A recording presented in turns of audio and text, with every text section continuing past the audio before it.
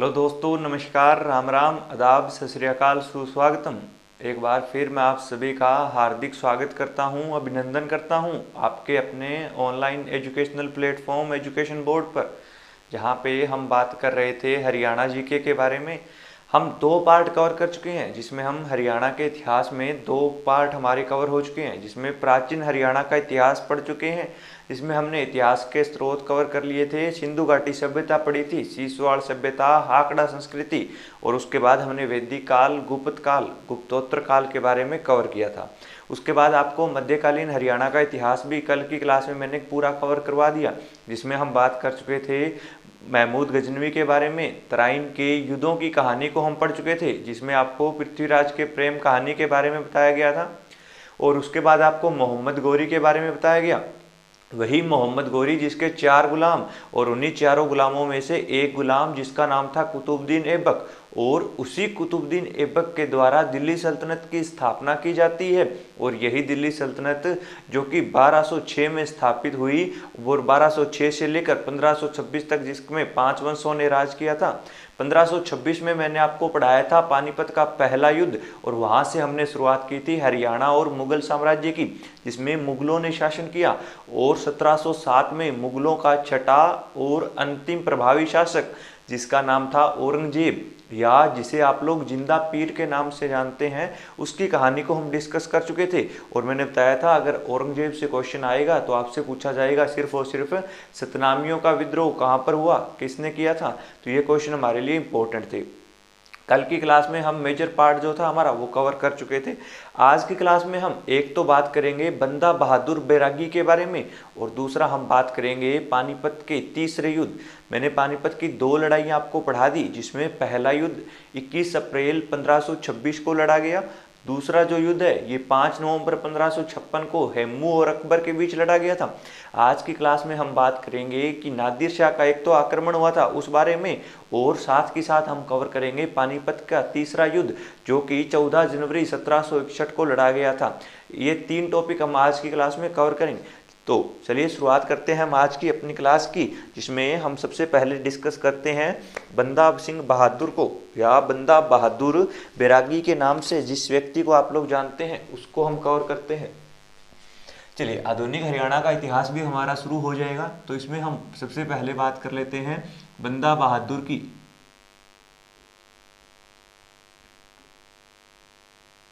तो आपने एक नाम सुना होगा बंदा बहादुर बैरागी। इससे हमेशा एक क्वेश्चन बनता है, और वही क्वेश्चन कौन सा बनेगा सर, उसके बारे में हम बात करेंगे। तो याद रखिएगा, ये जो बंदा बहादुर बैरागी है, इसके बचपन का जो नाम हुआ करता था वो था लक्ष्मण देव। इसे बचपन में लक्ष्मण देव के नाम से जाना जाता था, लक्ष्मण देव। और ये जो बंदा बहादुर बैरागी है, इसे बंदा बहादुर बैरागी जो नाम दिया गया था, ये नाम दिया था गुरु गोविंद सिंह के द्वारा। किसने दिया था, तो इसे ये नाम दिया था गुरु गोविंद सिंह। और आप लोग जानते हैं कि गुरु गोविंद सिंह जो थे ये सिखों के 10वें गुरु थे। कौन से गुरु थे, तो ये सिखों के 10वें गुरु थे, और उसी 10वें गुरु के द्वारा इसे एक नाम दिया गया, जिसे हम जानते हैं बंदा सिंह बहादुर या बंदा बहादुर बैरागी। तो याद रखिएगा, गुरु गोविंद सिंह के साथ इनकी जो मुलाकात हुई थी वो नांदेड़ में हुई। मुलाकात कहाँ पर हुई, तो नांदेड़ नामक स्थान पर। और ये जो नांदेड़ है ये महाराष्ट्र में पड़ता है। कहाँ पे पड़ता है, महाराष्ट्र में पड़ता है। यहीं पर ही पहली बार गुरु गोविंद सिंह से मिला था बंदा बहादुर। देखिए, कहा जाता है कि जो ये लक्ष्मण देव हुआ करता था, जिसे आप बंदा बहादुर के नाम से जानते हैं, उसके द्वारा एक बार गलती से एक बकरी को मार दिया गया था, या उसकी हत्या हो जाती है, और यह खुद को इतना बड़ा अपराधी महसूस करता है कि ये संन्यास अपना लेता है, सन्यासी जीवन धारण कर लेता है। लेकिन जब इसकी मुलाकात होती है नांदेड़ नामक स्थान, जो कि वर्तमान में महाराष्ट्र में पड़ता है, और वहाँ पर ये सिखों के अंतिम गुरु या 10वें गुरु गुरु गोविंद सिंह से मिलता है। और गुरु गोविंद सिंह से जब ये मिलता है तो गुरु गोविंद सिंह के विचारों से प्रभावित होता है, और तभी से ये वापस से जो है सन्यासी जीवन को छोड़कर शस्त्र धारण कर लेता है। इसीलिए गुरु गोविंद सिंह के द्वारा इसे एक नाम दिया जाता है, और वो नाम दिया जाता है बंदा बहादुर का। इसीलिए इसे बंदा बहादुर बैरागी के नाम से पुकारा गया था। बंदा बहादुर नाम इसे दे दिया था किसने? गुरु गोविंद सिंह ने। और बैरागी इसलिए कहा गया क्योंकि इसने वैराग्य जीवन को अपनाया था, इसने संन्यास को अपनाया था, इसीलिए इसका पूरा नाम पड़ गया बंदा बहादुर बैरागी।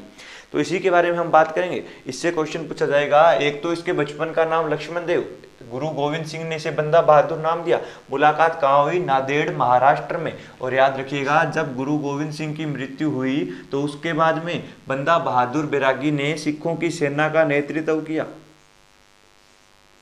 तो आपसे पूछा जाएगा, बताइए गुरु गोविंद सिंह के पश्चात सिखों की सेना का नेतृत्व किसने किया था? तब आप आंसर करेंगे कि वो किया गया था बंदा बहादुर बैरागी के द्वारा। और याद रखिएगा, इसी बंदा बहादुर बैरागी के द्वारा एक पंथ की स्थापना की गई जिसे आप खालसा पंथ के नाम से जानते हैं। किस नाम से जानते हैं? खालसा पंथ। खालसा पंथ की स्थापना भी किसने की थी? तो वो बंदा सिंह बहादुर ने की थी। इतनी बातें क्लियर हुई होगी आपको। चलिए एक दो बातें और याद रखिएगा कि बंदा बहादुर बैरागी जो है, इसने जो अपना हेडक्वार्टर बनाया था या अपना मुख्यालय बनवाया था वो कहाँ पर था? तो वो ये मोस्ट इंपॉर्टेंट क्वेश्चन है। और अगर आपने एचएससी का एग्जाम दिया है तो आपको याद भी होगा कि सर ये क्वेश्चन तो एग्जामिनर बार बार पूछता है हमसे। तो याद रखिएगा, बंदा बहादुर बैरागी ने जो हेडक्वार्टर बनाया था, ये बनाया था सिहरी खांडा गांव।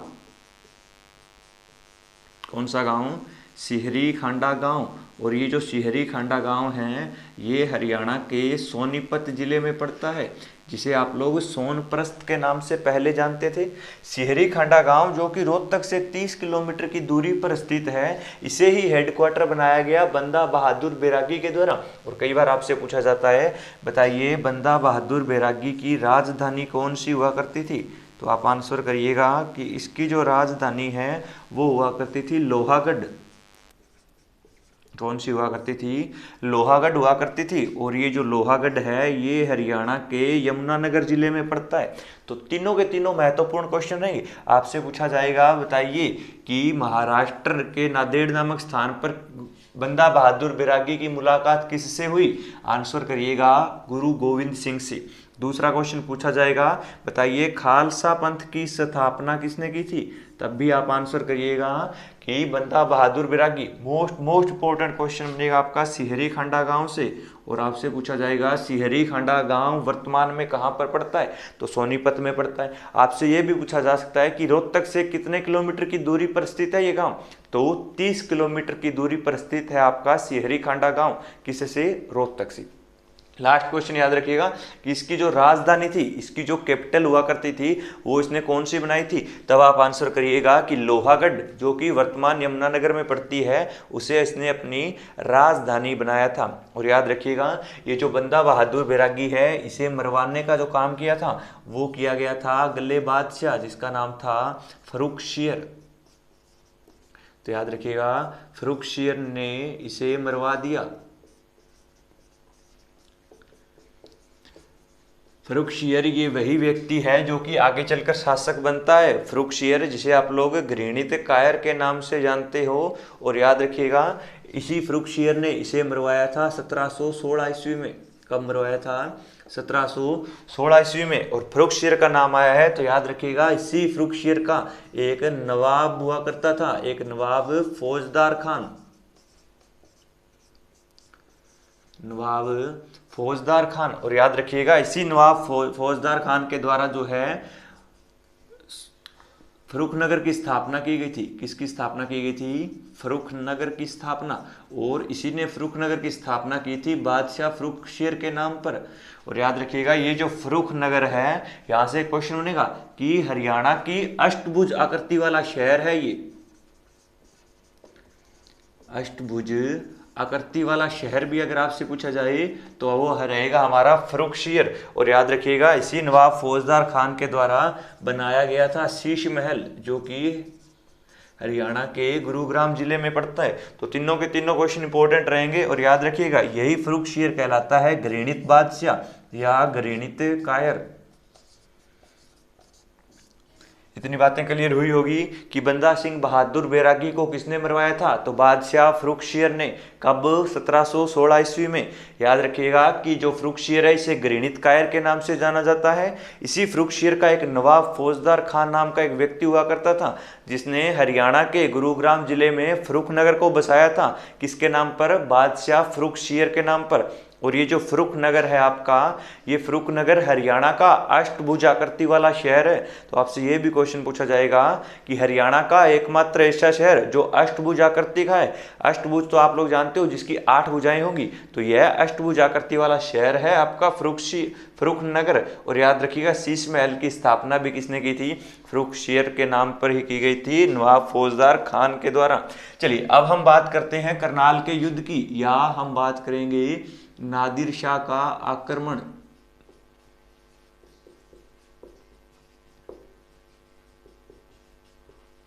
नादिर शाह का आक्रमण या इन्वेजन ऑफ नादिर शाह। और आप लोग जानते हो कि नादिर शाह, जो कि ईरान का नेपोलियन कहलाता था, इसने जब आक्रमण किया तो एक युद्ध लड़ा गया, और इसे कहते हैं हम करनाल का युद्ध। क्या बोलेंगे हम इसे? तो इसे हम बोलेंगे करनाल का युद्ध। और करनाल का जो युद्ध है ये फरवरी 1739 में हुआ था। कब हुआ? तो फरवरी 1739 में। और याद रखिएगा करनाल का युद्ध 2 सेनाओं के बीच में लड़ा गया, जिसमें एक साइड था नादिर शाह, एक साइड लड़ रहा था नादिर शाह, और इसी के ही सामने लड़ रहा था मोहम्मद शाह रंगीला। कौन था? तो दूसरी साइड लड़ रहा था मोहम्मद शाह रंगीला। और आप लोग जानते हो कि इस युद्ध में जीत गया था नादिर शाह। किसकी जीत हुई थी? नादिर शाह की जीत हुई, और हार गया था मोहम्मद शाह रंगीला। ये जो नादिर शाह है इसे कहा जाता है ईरान का नेपोलियन। ईरान का नेपोलियन। और कई बार आपसे ये भी पूछा जाएगा, बताइए इसे ईरान का नेपोलियन क्यों कहा गया? तो आप बताइएगा कि इसे इसके सैन्य अभियान के लिए, किसके लिए कहा गया? तो इसे इसके सैन्य अभियान के लिए ईरान का नेपोलियन कहा गया। ईरान या फारस के नाम से जिसे आप लोग पहले जानते थे, इसी में ही यहाँ से एक व्यक्ति चलकर हरियाणा में आता है जिसका नाम था नादिर शाह। और इसी नादिर शाह ने 13 फरवरी 1739 को हरियाणा के करनाल जिले में एक युद्ध लड़ा था, जिसमें मोहम्मद शाह रंगीला हार गया था। और इसी युद्ध में विजय होने के पश्चात नादिर शाह यहाँ से कुछ चीज़ें लेकर गया था, जैसे आप लोग जानते हो तख्त-ए-ताउस के बारे में। तख्त-ए-ताउस, या जिसे आप लोग मयूर सिंहासन के नाम से जानते हैं। मयूर सिंहासन। और दूसरा आप याद रखेंगे, यहीं से ही वो लेकर गया था कोहिनूर हीरा, जो हमें गोलकुंडा की खान से मिला था। और इसी कोहिनूर हीरे को लेकर कौन गया था? तो वो गया था नादिर शाह, जो ईरान का नेपोलियन था। मोस्ट इंपोर्टेंट क्वेश्चन बनेंगे, बताइए तख्त-ए-ताउस और कोहिनूर हीरा को भारत से बाहर ले जाने वाला व्यक्ति कौन था? तो वो नादिर शाह था। और जब करनाल में युद्ध लड़ा गया तो यहाँ से उसे 50 लाख रुपए की संपत्ति प्राप्त हुई। और जब वह 50 लाख रुपए की संपत्ति लेकर जाने लगा तो सयादत खान नाम के एक व्यक्ति ने उसे इन्वाइट किया दिल्ली पर आक्रमण करने के लिए। और वह फिर दिल्ली पर आक्रमण करता है, और लगातार 57 दिन के कत्लेआम के पश्चात जब वह दिल्ली पर अपना अधिकार जमा लेता है, तो वहीं से ही वह 70 करोड़ की संपत्ति, और 70 करोड़ की संपत्ति के साथ तख्त-ए-ताउस और कोहिनूर हीरा अपने साथ लेकर जाता है। मोहम्मद शाह रंगीला, इसका नाम था मोहम्मद शाह। इसे रंगीला इसलिए कहा गया क्योंकि इसके मिजाज बड़े रंगीले थे। अब रंगीले मिजाज से आप लोग खुद समझते होंगे कि क्या इसका रंगीला मिजाज रहेगा। इसे राजपाट में कोई रुचि नहीं थी, यह सिर्फ और सिर्फ अपने हरम में रहा करता था, और ये क्या एक वैश्य प्रवृत्ति का इंसान था, और इसीलिए इसे मोहम्मद शाह रंगीला कहा गया। और जब नादिर शाह ने इस पर आक्रमण किया था और इसे मारने लगा, तो इसने कहा भाई मुझे छोड़ दो, मुझसे क्या प्राप्त होगा, तुम्हें जो कुछ भी चाहिए वो सारा कुछ ले जाओ। इसीलिए यह दिल्ली से 70 करोड़ की संपत्ति, तख्त-ए-ताउस और कोहिनूर हीरा लेकर गया।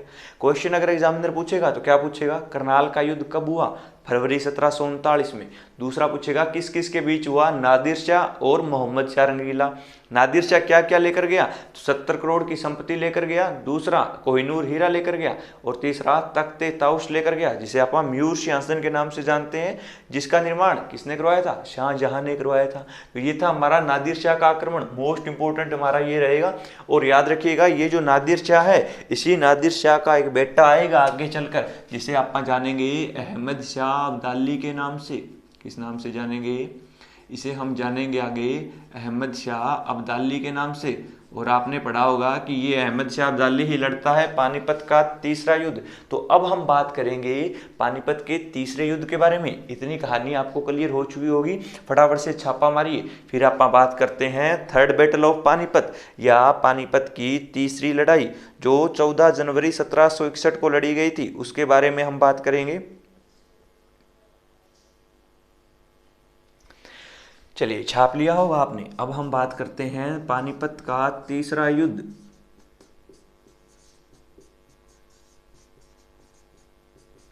पानीपत का तीसरा युद्ध, और पानीपत का जो ये तीसरा युद्ध है ये 14 जनवरी 1761 को लड़ा गया था।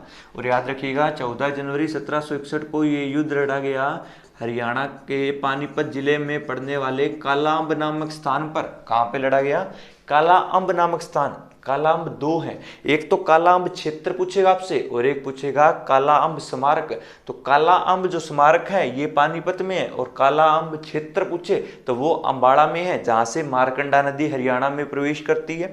इसी कालाअंब नामक स्थान पर एक युद्ध लड़ा गया था, और ये लड़ा गया था अहमद शाह अब्दाली के बीच।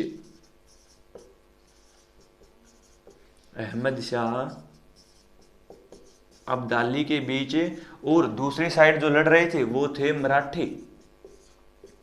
कौन थे, तो वो थे मराठे। और याद रखिएगा मराठाओं का जो सेनापति हुआ करता था, और इसी सेनापति का नाम था सदाशिवराव भाऊ।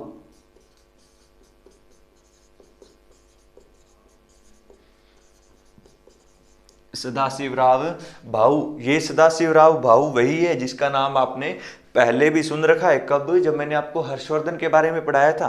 तो याद रखिएगा कि सेनापति सदाशिवराव भाऊ जो है या मराठे जो है वो हार गए थे, और इसमें जीत गया था अहमद शाह अब्दाली, जो कि नादिर शाह का ही बेटा हुआ करता था। तो मोस्ट इंपोर्टेंट क्वेश्चन बनेगा कि पानीपत का तीसरा युद्ध कब लड़ा गया, 14 जनवरी 1761 को। कहां पर, कालाअंब नामक स्थान पर। किस किस के बीच, अहमद शाह अब्दाली और मराठाओं के बीच लड़ा गया था। मोस्ट इंपोर्टेंट क्वेश्चन, कौन जीत गया था, तो इसमें जीत गए थे अहमद शाह अब्दाली। और याद रखिएगा ये जो सदाशिवराव भाऊ हैं, इन्होंने भी पानीपत के तीसरे युद्ध में हारने के बाद भी देवी तालाब का निर्माण करवाया था। किसका निर्माण करवाया था, देवी तालाब का निर्माण। और आपसे पूछा जाएगा बताइए देवी तालाब कहाँ पे पड़ता है, तो याद रखिएगा ये हरियाणा के पानीपत जिले में पड़ता है।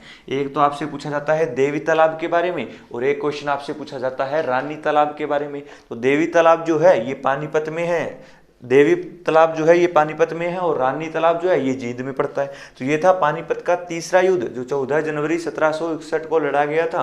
कहाँ, तो कालाअंब नामक स्थान पर। और आपसे इस समय पूछा जाएगा कि तोप चलाने वाला व्यक्ति कौन था मराठाओं की ओर से, तो वो याद रखिएगा इब्राहिम शाह गारदी था।